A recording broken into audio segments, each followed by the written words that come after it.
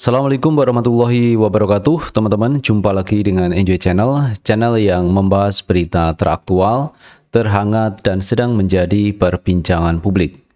Sahabat Enjoy Channel, kali ini yang akan kita bahas terkait tewasnya Brigadir Joshua, yang sampai hari ini teman-teman publik menanti terkait penyelesaian dari kasus ini. Walaupun kita sudah tahu teman-teman, beberapa pihak sudah menjadi tersangka.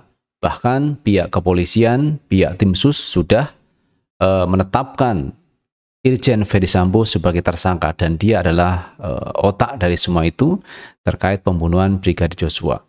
Dan publik memang memperhatikan ini semua teman-teman dan mengawal bagaimana masalah ini, kasus ini bisa selesai di pengadilan dan pihak-pihak yang menjadi pelaku ini segera dihukum berat, termasuk dengan Ferdy Sambo.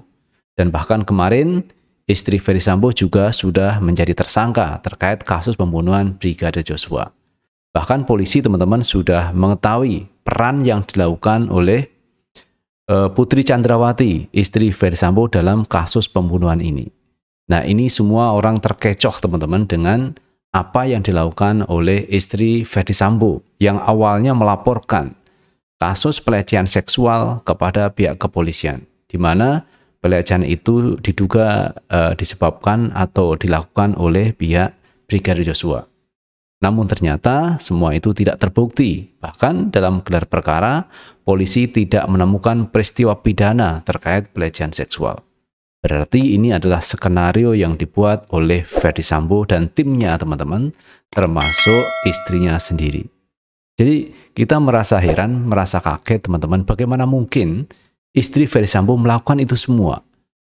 Dan bahkan teman-teman dalam kesempatan yang lain kita melihat bahwa Brigadir Joshua itu pernah mensetelika baju milik keluarga Ferdy Sambo. Dan itu diapresiasi, diberikan satu atensi oleh istri Ferdy Sambo. Bahkan berapa ini gajinya yang harus diberikan kepada Brigadir Joshua. Karena kebaikan-kebaikan yang dia lakukan.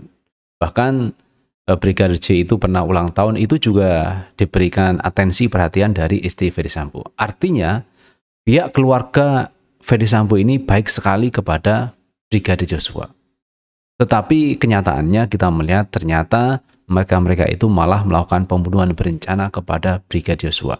Inilah yang membuat kita tuh awalnya bingung teman-teman. Bagaimana mungkin dia melakukan pekerjaan seperti itu? Pekerjaan yang saya pikir kejam sekali, melakukan pembunuhan kepada orang yang baik kepada keluarga Ferdy Sambo. Nah, terkait terbongkarnya kasus ini tidak lepas dari pengacara Brigadir Joshua, yaitu Pak Komarudin Simanjuntak. Dan ini diapresiasi oleh Gus Umar, tokoh Nahdlatul Ulama yang memberikan atensi perhatian dan ini menyatakan salut kepada Pak Komarudin Simanjuntak yang mampu membongkar ini semua. Jadi salah satunya memang ada peran dari pengacara ini yang cukup besar. Berani gigih untuk melawan ketidakadilan.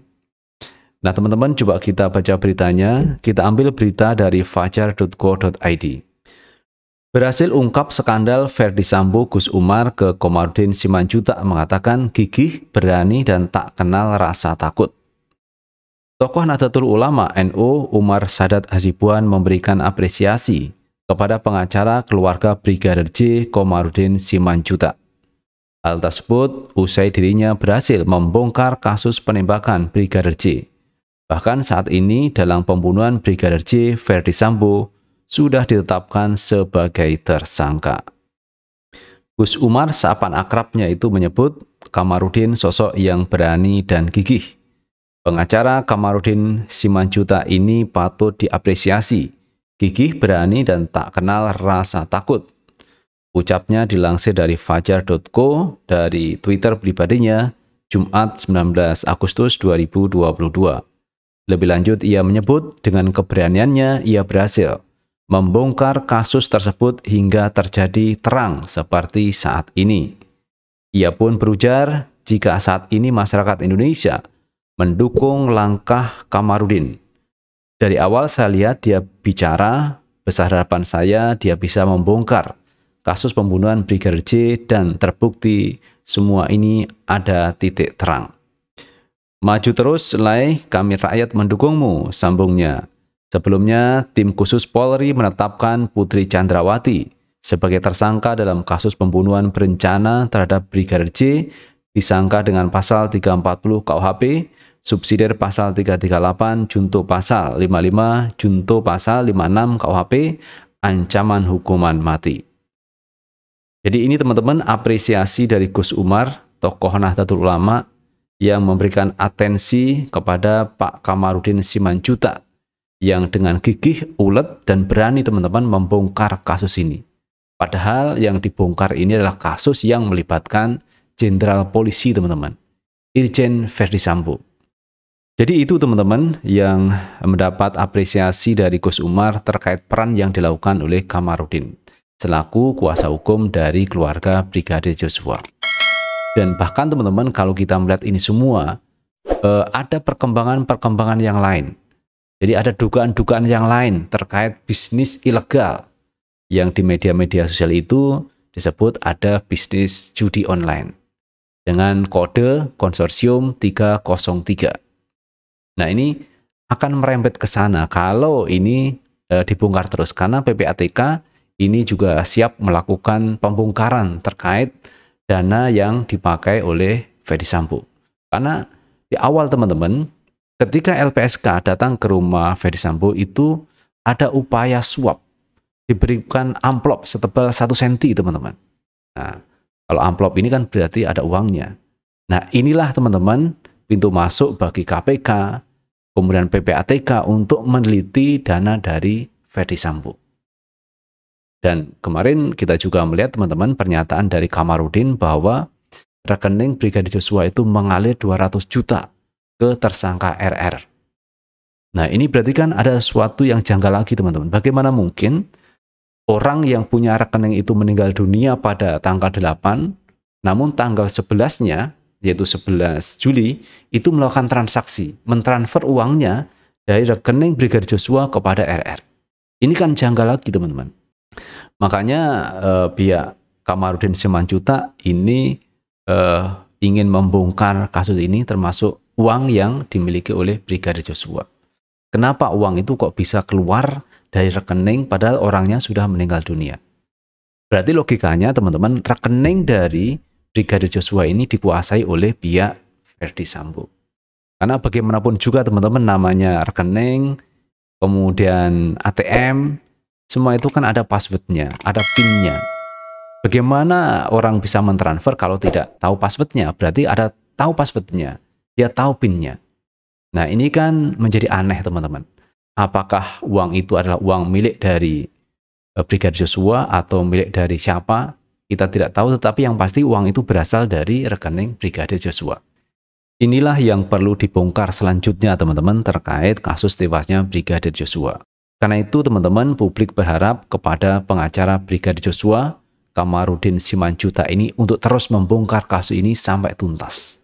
Sehingga tidak ada keraguan di masyarakat, termasuk juga terkait aliran dana yang dipunyai oleh Verdi Sambo. Kemudian yang berikutnya yang lebih menarik lagi teman-teman, ada desakan dari publik supaya ini cepat digelar terkait sidang kode etik. Nah, sidang kode etik ini nanti akan memeriksa terkait Verdi Sambo. Nah, kalau nanti benar-benar diputuskan melanggar kode etik, maka yang perlu diperhatikan adalah bagaimana memecat dari Verdi Sambo dari kepolisian, yaitu pemberhentian dengan tidak hormat. Nah, ini yang harus dilakukan dalam sidang etik, teman-teman. Karena seorang anggota polisi, teman-teman, yang semestinya itu menegakkan aturan hukum, bagaimana hukum itu bisa tegak, tetapi dia justru melakukan pelanggaran hukum yang cukup berat. Melakukan pembunuhan berencana. Maka hukuman dari kepolisian tidak lain adalah dengan memecatnya. Dengan pemberhentian dengan tidak hormat. Dan itu sama seperti anggota polisi lain, teman-teman. Jika melakukan pelanggaran berat, maka patut dan pantas untuk dilakukan pemecatan dari kepolisian. Termasuk juga dengan Verdi Sambo. Jadi publik berharap agar kepolisian segera memecat atau pemberhentian dengan tidak hormat kepada Verdi Sambo. Itu harapan publik teman-teman. Walaupun ini Pak Verdi Sambo belum divonis bersalah dari pengadilan. Tetapi secara kode etik sebenarnya bisa dilakukan oleh pihak kepolisian. Itu teman-teman yang bisa kita bahas kali ini, dan terima kasih telah menonton video ini. Sukses selalu. Assalamualaikum warahmatullahi wabarakatuh.